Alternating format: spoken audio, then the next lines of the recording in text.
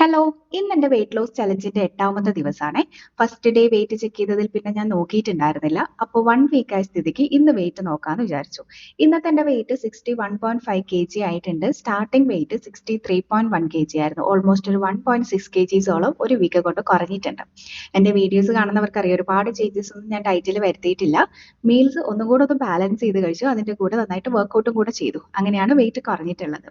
നിങ്ങളുടെ വെയിറ്റ് എത്രയാണ് കുറഞ്ഞതെന്നുള്ളത് ഒന്ന് കമന്റ് ചെയ്യട്ടോ. ഇന്ന് ഞാൻ ബ്രേക്ക്ഫാസ്റ്റ് കഴിച്ചത് ഒരു ബ്രെഡും 3 എഗ്ഗിന്റെ ഓംലേറ്റും ഒരു പഴവും കൂടിയാണ്. അത് കഴിഞ്ഞ് ഒരു 11 മണിക്ക് ഒരു ബട്ടർ മിൽക്ക് കുടിച്ചിട്ടുണ്ട്.